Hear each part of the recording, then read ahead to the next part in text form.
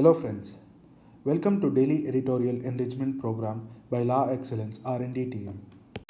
Today we are going to analyze the important articles of the Hindu newspaper of Delhi edition of 5th November 2019.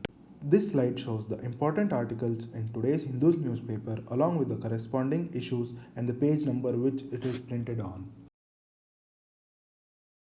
Let us look at the first article in today's newspaper. It links to the economy part of the syllabus in GS3 paper. It is mains oriented.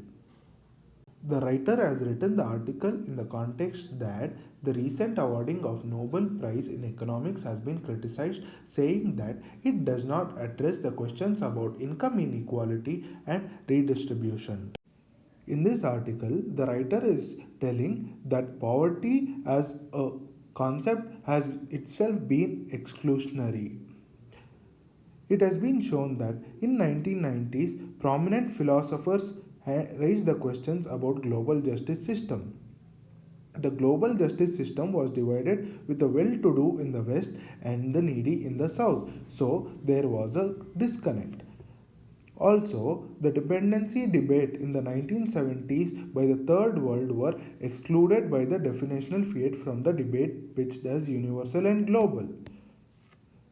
Also, the moral status of global poor was not the interest of all these debates. Also, according to the writer, poverty cannot be extracted from the society. Also, it is said that it is a product of and a signifier of a deeply unjust and unequal society. To be poor is to be robbed of the opportunity to participate in social, economic, cultural transactions from a plane of equality. What poverty does is it converts the poor into vote bank in politics. According to the writer, the Western approach towards the poor has been deeply flawed. As we can see, the writer has quoted that there was no creative use of political power or progressive taxation to uplift the poor. Also, a demand for economic redistribution has not been fulfilled. Also, it is said that the Western approach towards the poor has made the poor remain on the margins itself. She also accuses the Western approach as following the philosophy of sufficientarian. The sufficientarian philosophy tells that poor should be given just enough to eat. These flawed approaches are addressed by the writer by suggesting some measures. Let us look at these measures. She suggests that the poor should be given the right to fair share in the collective resources of the society. She also tells that ownership of enough resources should be given to the poor to allow them a reasonable chance of living decent lives. Also, persons should participate in society, politics, and the market as equals. She suggests that we move constantly towards a shared vision of an egalitarian democracy where people can live fulfilling lives instead of remaining mired in notions of minimal reparations or remedies. Let us move to the second article, fusing traditional medicine with the modern. It can be linked to issues related to health in the GS2 paper. It can be studied from mains point of view as well as prelims point of view. In summary, the writer of this article is addressing to some of the recent initiatives by the government for promoting Ayush as well as some of the issues that are plaguing the Ayush. First of all, Ayush, AYUSH stands for Ayurveda, Yoga, Unani, Siddha, and Homeopathy. There is a separate ministry for Ayush. Now, let us look at some of the recent initiatives that have been taken by the government to promote Ayush. First of all, it has been creating Ayush wings in defense and railway hospitals. Also, it is giving soft loans and subsidies for the establishment of private Ayush hospitals and clinics. It is also building institutes of excellence in teaching and research in Ayush. Also, 12,500 dedicated Ayush health and wellness centers out of the 1 lakh health and wellness centers that are planned to be set up under Ayushman Bharat mission. Along with these initiatives, also there is a National Ayush Mission, which is a centrally sponsored scheme. Along with this, The government has been pushing for homeopathy central council bill. Though there are initiatives which are there to promote the Ayush has not been in good terms with the modern medicine. Let us see why. Ayush's relationship with modern medicine has been fraught with multiple issues. Some of them are quackery and ridicule of Ayush and its procedures. Also, subservient status of Ayush to that of modern medicine is another big issue. There have been attempts at integration which have been foiled by both parties within the Ayush and other sectors. Also, absence of concrete harmonizing strategy with modern medicine is also another big issue. The substantial groundwork with respect to prerequisites of integration has not been done. All these issues together are hampering the growth of Ayush in India. However, the writer has suggested measures to address the issues with Ayush. For integration of Ayush with modern medicine, a concerted strategy for facilitating meaningful cross learning and collaboration between the modern and traditional systems on equal terms is suggested. Also, integration of education, research and practice of both systems at all levels. Promotion of R&D can be done with a strong R&D environment. A strong environment for research and development in Ayush requires building a strong traditional medicine evidence corpus. Also, delineating the relative strengths, weaknesses, and role of each system. Along with it, negotiating the philosophical and conceptual divergences between the systems is necessary. Standardizing and regulating Ayush practices and qualification and addressing the unique issues associated with research into Ayush techniques is also helpful in promoting Ayush.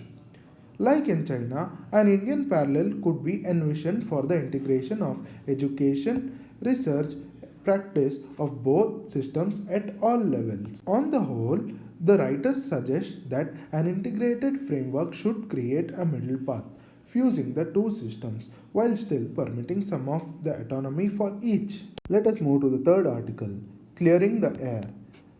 This article can be linked to the environment part of the syllabus in GS3 paper. It can be studied from mains point of view. The context is the recurring air pollution in Delhi every winter.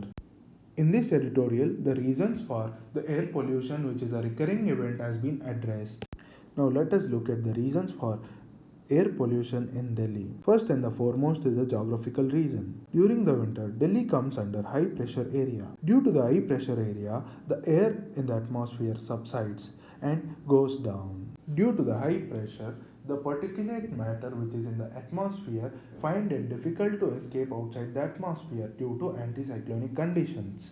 Other reason is the dust and particulate matter generated by the construction activities and the power plants in the vicinity of Delhi. And other major reasons are transportation by the population in Delhi, which use a lot of fossil fuel. Also, other reasons like firecrackers and stubble burning in the vicinity of Haryana and Punjab are also major reasons for pollution in Delhi. Along with the above mentioned reasons, there are structural shortfalls in addressing the issue. The first and the foremost is that no proactive steps have been taken to address the worsening conditions.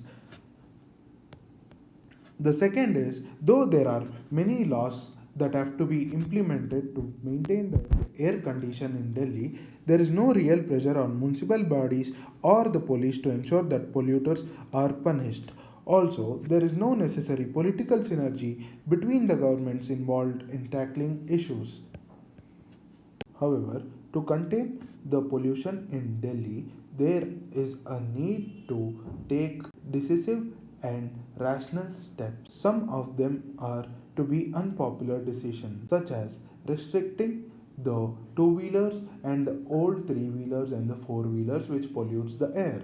Also, there is a need for an empowered and an independent agency that can implement the measures that have been negotiating by the center and the Delhi government. Hence, it is required that all the steps possible to control and maintain the air pollution along with clean air is a a requirement and as well as a necessity in Delhi. Let us move to the next article. Enhancing insurance coverage for bank deposit. In the recent times, there was Punjab and Maharashtra Cooperative Bank issue where Punjab and Maharashtra Cooperative Bank was mismanaged and there was lot of fraud. Due to this, RBI had set withdrawal limit at rupees 1000 for the depositors. In this article, the writer is addressing the Deposit Insurance and Credit Guarantee Corporation. Why is it in the picture? It is in the picture because Deposit Insurance and Credit Guarantee Corporation is the one which insures the deposits of the depositors in the banks as well as other cooperatives. In summary, the writer is addressing some of the problems in DICGC and also suggesting some of the measures to improve the DICGC. What is DICGC? DICGC is a statutory body. It is governed by DICGC Act of 1961. The writer has pointed some of the issues in the DICGC working. Let us see some of the issues. First of all, the insurance limit is set at rupees 1 lakh. This was set in way back in 1993. See, it is almost 26 years since the limit has been set. Also, there are recommendations to raise the insurance limit to rupees 15 lakhs. The other issues which plague the DICGC is DICGC covers deposits for commercial banks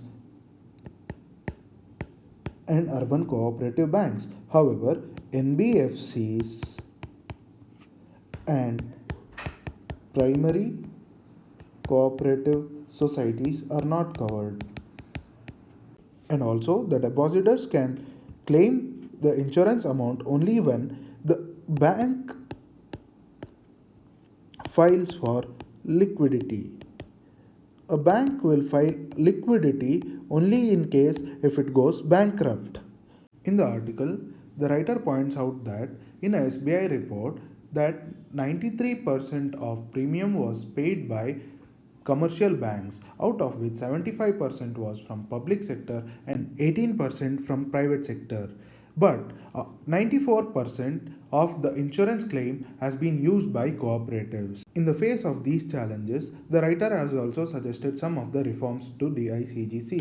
Some of the suggestions made by the writer are policy level and RBI led along with others. Let us see the policy level changes. He says that the insurance limit needs to be revised to reflect to the reality of the day. Also, DICGC must also cover NBFCs and primary cooperative societies. Customers who want more coverage than the statutory cover on their deposit should be able to purchase this by paying an additional premium. The RBI can also take the lead in changing the DICGC working. It can be done by charging of differential premium on the banks depending on their lending practices among other things. Also, RBI must take purposeful strides in expanding and rectifying the deposit insurance scheme as a safety net of financial system. Some of the other reforms suggested by the writer is that DICGC must draw inspiration from standard insurance practices and charge higher premiums for banks and with a past history of higher claims. Also, bringing private sector insurance and reinsurance into deposit insurance segment which could drive down premium prices needs to be analyzed. So why has the writer concentrated so much upon DICGC? It is because as compared to other BRICS nations, India today has the lowest deposit insurance cover to per capita income ratio at 0.9 times. Also, denying people their right over their hard-earned money is a colossal hazard for the financial system, which runs on the trust of the deposit. Hence, there is a need for taking purposeful and right strides in expanding and rectifying the deposit insurance scheme, which is a safety net of the financial system.